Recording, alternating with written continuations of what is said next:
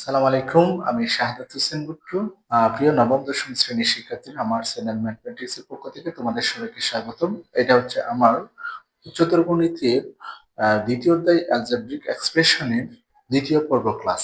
এখানে আমি বেসিক তিনটে জিনিস নিয়ে আলোচনা করব। প্রথমত হচ্ছে সমমাত্রিক বহুপদী, 2 নম্বর হচ্ছে প্রতিসম রাশি, 3 নম্বর হচ্ছে চক্রক্রমিক রাশি। শিক্ষার্থীরা, সমমাত্রিক বহুপদী বলতে আমরা কি বুঝি? এগুলো হচ্ছে এই অধ্যায়ের সবচেয়ে গুরুত্বপূর্ণ কতগুলো কিওয়ার্ড।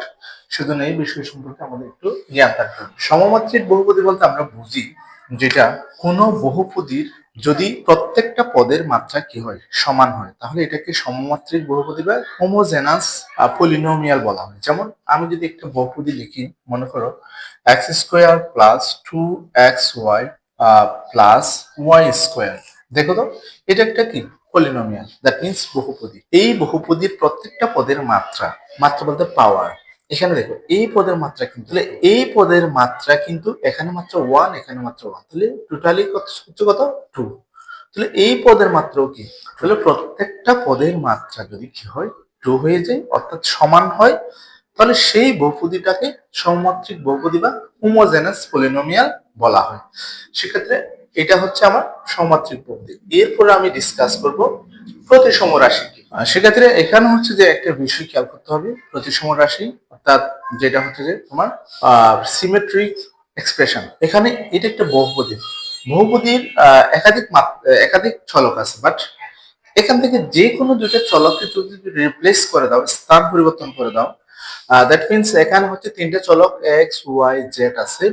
এই এক্স ওয়াই জেড চলকের মধ্য থেকে যদি আমি এক্স এর জায়গায় ওয়াই এবং ওয়াই এর জায়গায় এক্স কে রিপ্লেস করে দিই, তাহলে যদি আমরা প্রিভিয়াস রাশিটা আবার ব্যাক পেয়ে যাই, তাহলে এটা হচ্ছে কি ওই চলকগুলোর প্রতিসম রাশি বা সিমেট্রিক এক্সপ্রেশন বলা হয়। যেমন আমি একটু করে দেখাই তোমাদের। এই যে দেখো, এখানে এক্স এর জায়গায় কি দিলাম? ওয়াই দিলাম, ওয়াই স্কোয়ার। এখানে ওয়াই জায়গায় কি দিলাম? এক্স দিলাম। ঠিক আছে, যে কোনো দুইটি কিন্তু। তো এখানে কি এক্স এর জায়গায় কি দিলাম? আবার ওয়াই দিলাম, ওয়াই এর জায়গায় এক্স দিলাম। তাহলে আবার এখানে ওয়াই জায়গায় এক্স দিলাম এবং z plus z y x এর জায়গায়। তাহলে এখন দেখো একটু করে ক্যালকুলেশন করলে x square plus y square plus z square plus x y plus y z plus z x. আমরা কি প্রিভিয়াস রাশিটা পেয়েছি? তাহলে এটা হচ্ছে কি, যেহেতু পেয়েছি, এটা হচ্ছে প্রতিসম রাশি। আমি আবার বলতেছি, যদি কোনো বহুপদীর একাধিক চলকের মধ্যে থেকে যে কোনো দুইটা চলকের যদি স্থান বিনিময় করে যদি আগের রাশিটা ফিরে পাই, তাহলে এটা হচ্ছে কি ওই চলকগুলো প্রতিসম রাশি বা সিমেট্রিক এক্সপ্রেশন। তাহলে এখন আমার এটা শেষ, এখন আমি আলোচনা করবো চক্রক্রমিক রাশি নিয়ে। তাহলে শিক্ষার্থীরা, যেটা হচ্ছে চক্রক্রমিকটা হচ্ছে বীজগাণিতিক রাশি, অর্থাৎ বহুপদী। সেই বহুপদীর মধ্যে থেকে যদি তুমি এটা কাজ করো, প্রথম চলকের জায়গায় দ্বিতীয় চলক, দ্বিতীয় চলকের জায়গায় তৃতীয় চলক, তৃতীয় চলকের জায়গায় প্রথম চলক। অর্থাৎ আমি যদি এরকম করি, এখানে প্রথম চলক এক্স, এক্স এর জায়গায় কি বসাবো? ওয়াই বসাবো। দ্বিতীয় চলক ওয়াই, ওয়াই এর জায়গায় তৃতীয় চলক জেড বসাবো। ঠিক আছে, তৃতীয় চলক জেড, জেড এর জায়গায় প্রথম চলক এক্স বসাবো। তাহলে আমি আবার বলতেছি, প্রথমের জায়গায় দ্বিতীয়, দ্বিতীয়ের জায়গায় তৃতীয়, তৃতীয়ের জায়গায় প্রথম যদি বসাই, ঠিক আছে, এই যে প্রথম থেকে দ্বিতীয়, দ্বিতীয় থেকে তৃতীয়, তৃতীয় থেকে প্রথম, যদি এভাবে বসাই চলকগুলোর মান, তাহলে যদি আমি যদি প্রিভিয়াস রাশিটা আবার ব্যাক পেয়ে যাই, তাহলে এটা কি হবে? চক্রক্রমিক বা সাইক্লিক এক্সপ্রেশন। যেমন আমি দেখাচ্ছি, এটা একটু করে দেখাই তোমাকে। এক্স এর জায়গায় কি হবে? ওয়াই হবে, ওয়াই স্কোয়ার। ওয়াই এর জায়গায় কি হবে? জেড হবে, জেড স্কোয়ার। জেড এর জায়গায় কি হবে? X square.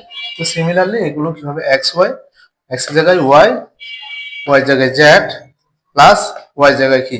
জেড, আর জেড এর জায়গায় এক্স প্লাস জেড এর জায়গায় কি? এক্স, এক্স এর জায়গায় ওয়াই। এখন এটা একটু সাজিয়ে লিখি, x square y square plus z square plus x y plus y z plus z x.